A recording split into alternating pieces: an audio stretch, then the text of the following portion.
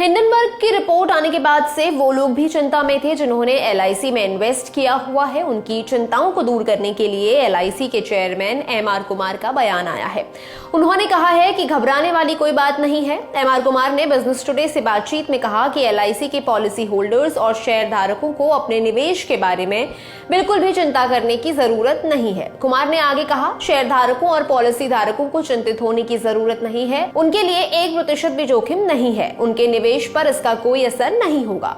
जब उनसे पूछा गया कि क्या वो अडानी ग्रुप के टॉप मैनेजमेंट यानी शीर्ष प्रबंधन से मिल चुके हैं, तो उन्होंने जवाब देते हुए कहा, हम जल्द ही उनसे संपर्क करेंगे और इस पूरी सिचुएशन को समझने की कोशिश करेंगे। साथ ही ये भी जानने की कोशिश करेंगे कि वो इस पूरे मामले से निपटने के लिए क्या प्लानिंग कर रहे हैं।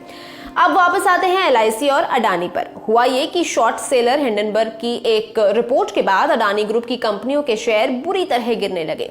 10 दिनों के भीतर ही अडानी ग्रुप का मार्केट कैपिटलाइजेशन आधा रह गया था। खुद गौतम अडानी भी दुनिया के टॉप अरबपतियों की लिस्ट में तीसरे पायदान से नीचे आकर टॉप 20 तक से बाहर हो गए। शेयर गिरने के बीच सबसे ज्यादा चर्चा है सरकारी बीमा कंपनी भारतीय जीवन बीमा निगम यानी कि एलआईसी की।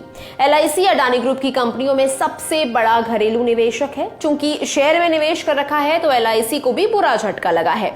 शेयरों के दाम लगातार घट रहे हैं। 7 फरवरी को केंद्रीय वित्त राज्य मंत्री भागवत कृष्ण राव कराड ने संसद को बताया था कि एलआईसी ने अडानी समूह की अलग अलग कंपनियों में इक्विटी हिस्सेदारी खरीदी है, जिसे खरीदने के लिए पिछले कुछ सालों में 30,127 करोड़ रुपए का निवेश किया है। राज्यसभा में एक सवाल के जवाब में कराड ने कहा था कि 31 दिसंबर 2022 तक अडानी समूह की कंपनियों में एलआईसी की कुल हिस्सेदारी 35,917 करोड़ रुपए है। इसमें इक्विटी और लोन दोनों शामिल हैं। ये सब खबरें सुनने के बाद से ही उन लोगों को अपने पैसों की चिंता होने लगी थी जिन्होंने एलआईसी की पॉलिसी ले रखी है। हम भी घबराए। इसे समझने के लिए हमने सीधा संपर्क साधा वित्तीय मामलों के जानकार शरद कोहली से। उन्होंने हमें बताया कि इस पूरे घटनाक्रम का एलआईसी पॉलिसी से कोई लेना देना नहीं है। अगर शेयर मार्केट में उतार चढ़ाव से कंपनियां डूबने लगी तो रोज हजारों कंपनियां डूब जाएंगी।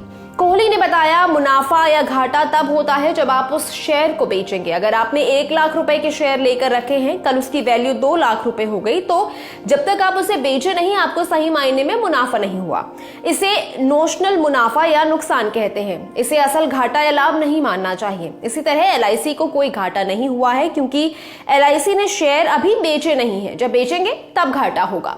आज अगर मार्केट ऊपर जाता है तो शेयरों की कीमत बढ़ जाएगी। अमीर लोगों की संपत्ति रोज हजारों करोड़ ऊपर नीचे होती है।